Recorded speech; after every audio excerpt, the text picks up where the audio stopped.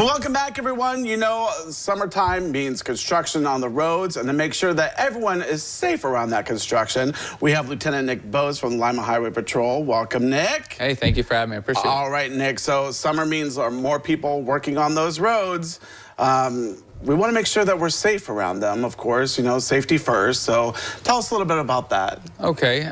Number one, you're going to see that all over the roads in Ohio. This is that season. You got to be looking out for these construction workers. We got to pay attention to these speed limits inside these zones. Speed seems to be a major factor in some of these crash-causing violations within these zones, yeah, as well as distracted driving. So the key is just drive safe and be alert. I think that, you know, when you come across those orange cones and those signs saying slow down, of course, when you're on the highway, you know, it's kind of an annoyance, I will say, you know, as you're driving up to it and you're like, oh, I just want to get to where I want to get to. But as you said, speed and making sure that you're, you know, looking around at your surroundings, because you don't know where they're going to be.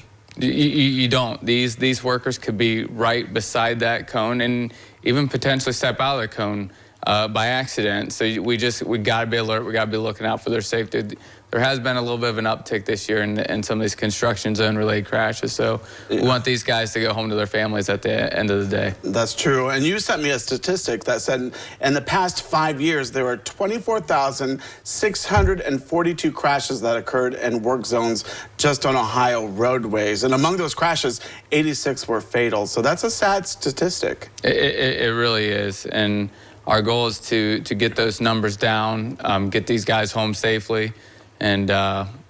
Yeah, and so one of the things that, one of the routes actually that were the work zone related crashes, one of the top routes right here, 75, I-75. So, you know, they always say it's the endless construction zone, it seems like. But, you know, they're working on the roads for a reason, obviously, for, you know, our benefits. But as you said, you know, make sure that they are able to go home to their families at night. You know, you get the orange jackets, you get the big, bright colored cones and the signs that say slow down. Now, what makes people, you know, I know it's the trying to get from here to there in the quickest way possible, but, you know, do you find like there's an uptick with the people just not following the speed limits, or they're there for a reason, right? Okay, so, I mean, no one likes to drive 15 mile per hour slower than what the speed limit normally is, but we got to take care of our roadways. I mean, at the end of the day, you want safe roads for your vehicles to drive on and the roads not to damage your vehicles.